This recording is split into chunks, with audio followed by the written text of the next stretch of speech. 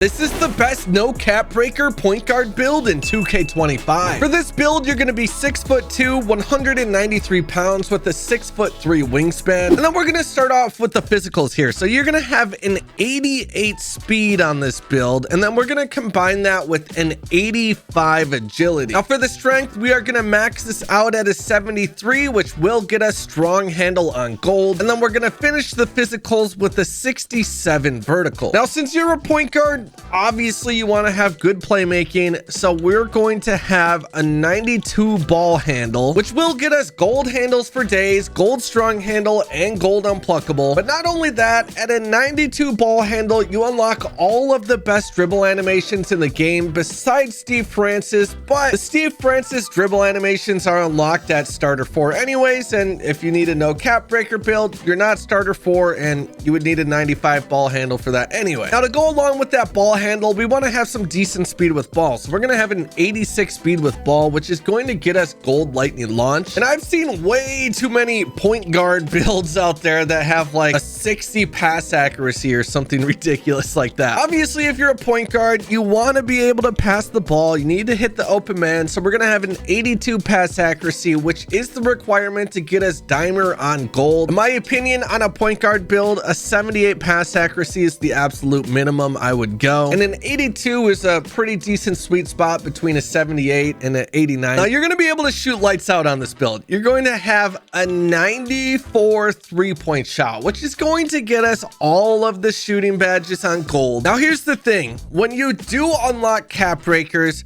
you want to put them on your 3-point shot, because once you do get 5 cap breakers, if you ever get there, you will be able to get it all the way up to a 99, which will give you all the legend shooting badges. If you don't know how to get cap breakers, you can get one each season from the season pass. You just got to get all the way to the end, which is level 40, and then you'll unlock one cap breaker that way. And you don't need to buy the season pass in order to unlock the cap breaker at level 40. You just need to grind the game out. But every season, when you do get that one cap breaker, just putting your 3-point shot up by 1 is going to give you new badges every single time. Look at that. But you would think, since you have good playmaking and you have elite shooting, that you're not going to be able to finish at the rim, and that's just not true. You're going to get an 80 driving dunk on this build, which does only get you posterizer on bronze, but the main reason we want driving dunk at an 80 is because that unlocks the Devin Booker dunk package, which is very, very good. It's kind of like quick drops from past 2Ks if you've played past 2Ks. But to go along with the 80 driving dunk, we're also going to have an 80 driving layup, which will get us physical finisher on silver, and we do get the Trae Young layup package, which is very good to have. Now what's crazy about this build is that you're going to be an elite two-way player. Look at this. So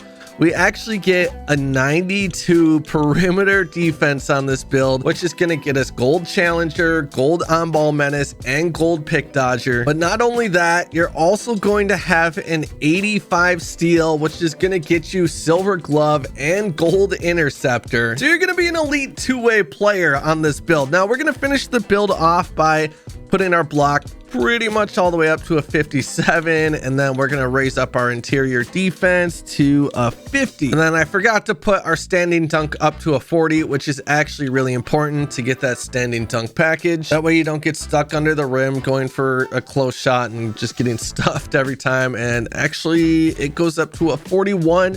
And that completes the build. But let's talk about some takeovers you could use on this build. Personally, I would probably use satellite, which is going to give you a boost to your mid-range and 3-point shot and speed. So look at this. When you're level 5 on your takeover, you'll have a 95 speed, 99 3-point, and a 91 mid-range. But the best part about this takeover is that it gives you the deep bomber takeover ability, so you can hit those limitless range shots. Another good option would be the make it rain takeover, which does the exact same thing as the satellite takeover, except for you get a different takeover ability. You get the marksman takeover ability, which enhances standstill perimeter shooting and boosts your ability to get open. So it's really just a matter of playstyle preference there. And then the third takeover I would recommend is the flash takeover, which gives you the blur takeover ability, which is incredibly OP. You can just blow by everyone and you'll have a 99 ball handle, 93 speed with ball, and a 95 5 speed when you do have that level 5 on your takeover. Or if you want to just be insanely toxic, you could use the pest takeover, which will give you a boost to your perimeter defense, steal, and agility. So you could have a 99 perimeter defense when you have your takeover on this build, and it gives you the takeover ability Vice, which lets you stonewall ball handlers into more forced stops, pickups, and fumbles. It's kind of just a toxic takeover ability. Now, for places to use your badge +1s,